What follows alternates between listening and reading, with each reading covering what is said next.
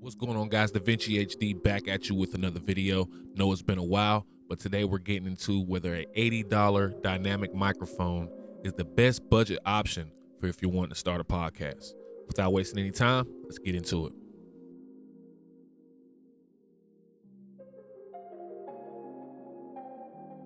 All right, guys, so today we're going to get into something a little bit different. Anyone who hasn't been around my channel very long doesn't realize that my mainstay has always been music videos and music video tutorials and that sort of content. But recently I've made a shift towards wanting to do more podcasting, which brings me to this video as I was in research for a good mic, and I was looking for three things. I needed it to look good, needed it to sound good, and I needed it to be priced pretty good. You know, I'm not necessarily looking for the cheapest equipment, not necessarily looking for the most expensive equipment, but just more so a bang for your buck type of thing.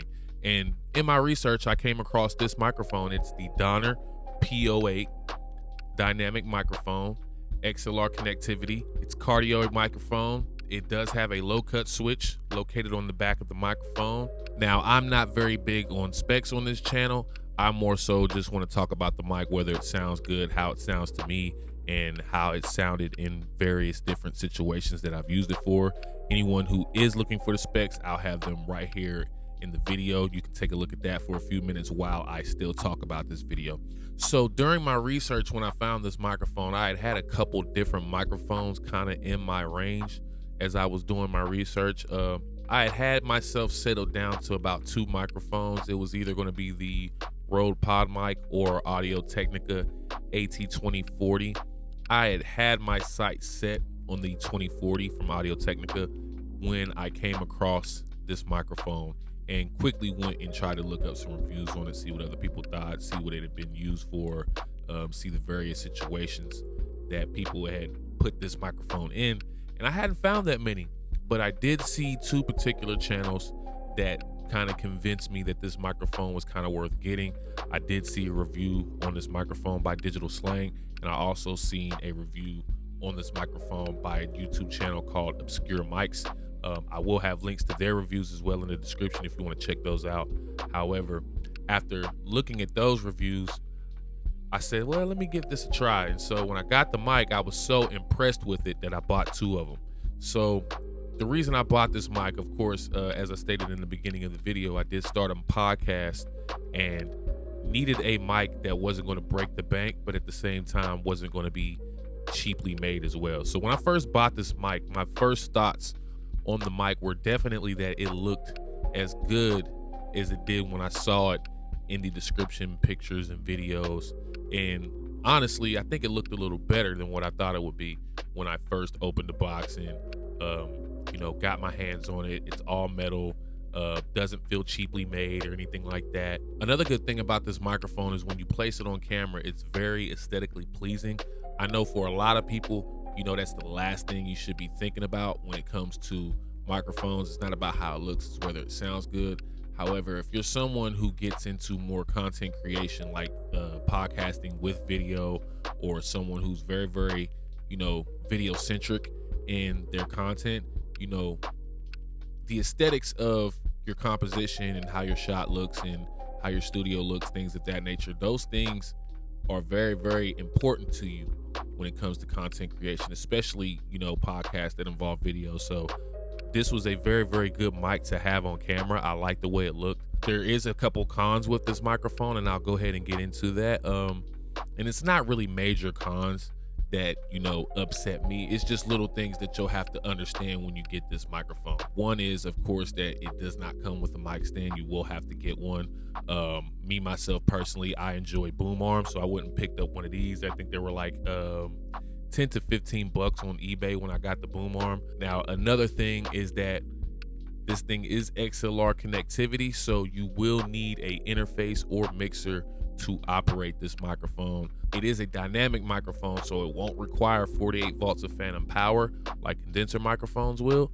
However, you will need a interface or mixer in order to operate or use this microphone. So right now I have the microphone hooked up to the Monocaster AM100. Very good budget podcast interface / mixer. I'll be doing a review on that for the future.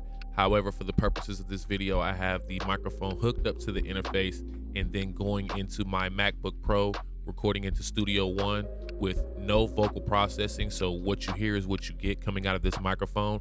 However, I do have the gain boosted so that you can hear proper levels. And while we're talking on this microphone, I'll go ahead and get into a plosive test.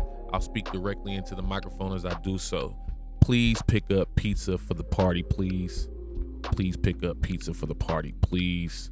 And right now, I'm not on the low cut switch that is located on the back of the microphone. So we'll go ahead and gauge that and do the plosive test one more time. So right now we have the low cut switched on the microphone, and we'll go ahead and do that plosive test one more time. Please bring pizza for the party, please. Please bring pizza for the party, please.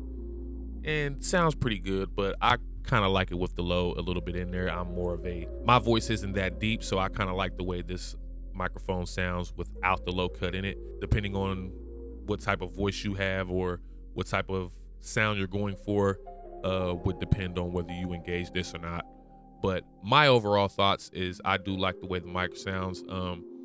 Talking directly into it, you can see a lot of plosives coming in, but if you display good mic technique, talk to the side of it a little bit, which is kind of how I try to do, not directly off to the side, but close enough, but off to the side to where you can kind of, talk past the mic and kind of counteract some of those plosives that may come out when you're speaking into the microphone.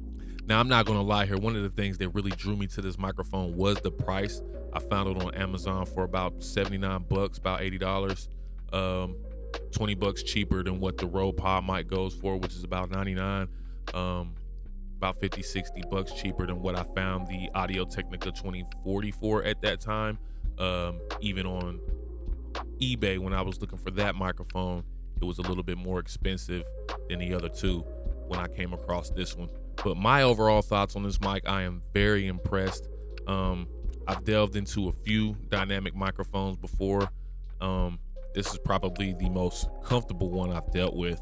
I have not had a chance to really get my hands on the Rode Pod mic or the Audio Technica 2040. I have used the Shure SM7B before, a little bit overrated in my opinion. I believe there are a lot more capable microphones at a better price point. So if I had to choose whether I would recommend this mic or not, I'd have to go with a solid yes on this microphone. This mic is probably one of the best budget mics you can look into when it comes to dynamic microphones at a budget price. And one of the things that really made me want to make this video is that I don't see a lot of videos on this microphone other than the two I mentioned earlier in the video from Digital Slang and Obscure Mics. Shout out to those guys. But guys, if you're someone who's looking into starting a podcast or maybe getting into doing spoken word for audiobooks or things of that nature, this is definitely a good mic to consider at a very, very budget price. It's not too cheap, it's not too expensive, gets the job done, looks great at the same time. So checks all three boxes for me. I don't know about you. Let me know what you think in the comments, and I'll be coming at you with some more videos in the future. Definitely some music video tutorials in the future. But that's been another video from your boy Da Vinci HD, reminding you to keep pressing record. We're out.